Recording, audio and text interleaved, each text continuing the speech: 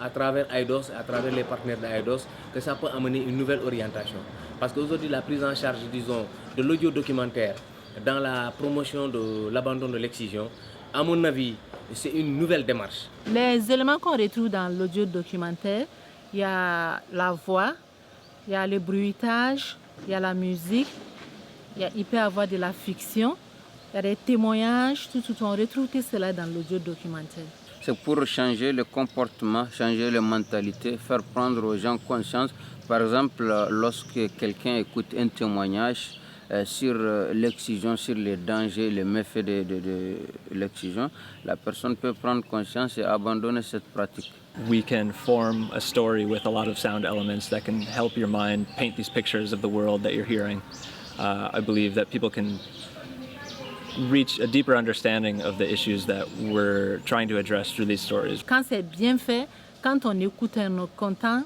Bon, en tout cas, tu es touché. En écoutant ça même, tu peux souvent même couler des larmes parce que tu te vois touché ou bien tu vois que la personne qui s'exprime a vraiment subi quelque chose de douloureux.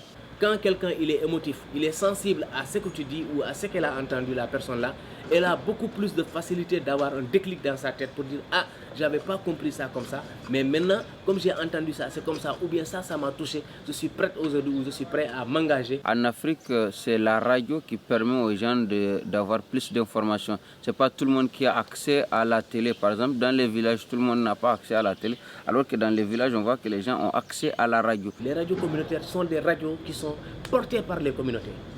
Donc, elles sont collées à ces radios-là. Tout ce qui se dit dans ces radios-là, la plupart, c'est les communautés elles-mêmes qui le disent.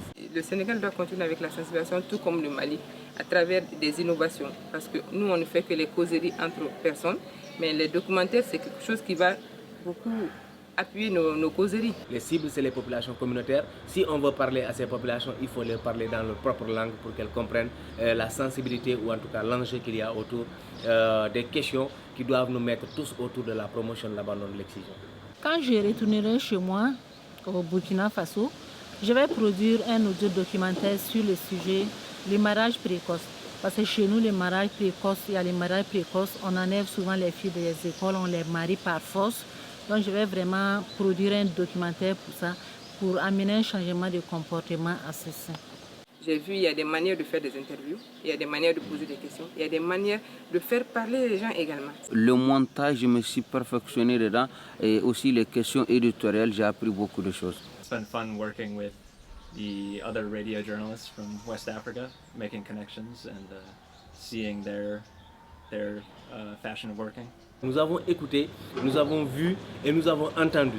Et ça, c'est des échanges qui vont nous permettre probablement de ne pas venir vers ces communautés pour leur dire voilà nous notre solution.